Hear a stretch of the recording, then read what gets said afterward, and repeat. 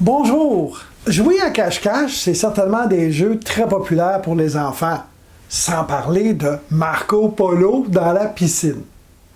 Mais jouer à l'autruche avec le diabète, c'est vraiment pas une bonne idée. Pourquoi? Parce que la maladie, même si elle ne donne pas de signe flagrant qu'elle est là, ça ne veut pas dire qu'elle n'est pas là. Le diabète, c'est une maladie qui est sournoise, qui va s'installer avec le temps et qui va faire des ravages de la même façon, lentement, mais sûrement.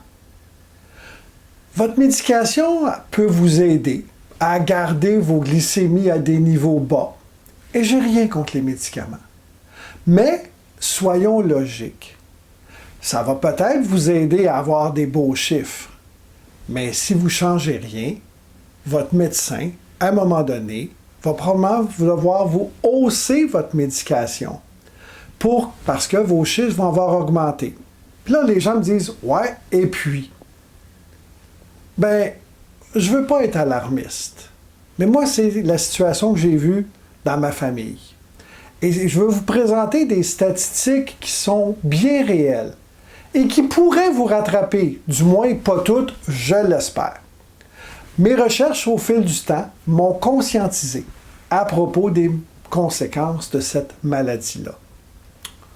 Pour moi, ça a été assez fort pour m'inciter à faire des changements. Mais pour vous, la balle est dans votre camp. Alors, voici ces statistiques. 70% des gens qui sont diabétiques font aussi de l'hypertension. 65% sont traités pour du cholestérol. Moi, c'est le trio que j'avais eu, diabète, cholestérol, hypertension. Les diabétiques ont plus de chances de faire des infarctus, mais aussi plus de chances de faire de la démence. La possibilité de faire un AVC, c'est 150% plus grande chez les personnes qui sont diabétiques. Alors, faire un arrêt cardiaque, c'est une chose, mais rester pris avec un problème de AVC, c'est pas évident.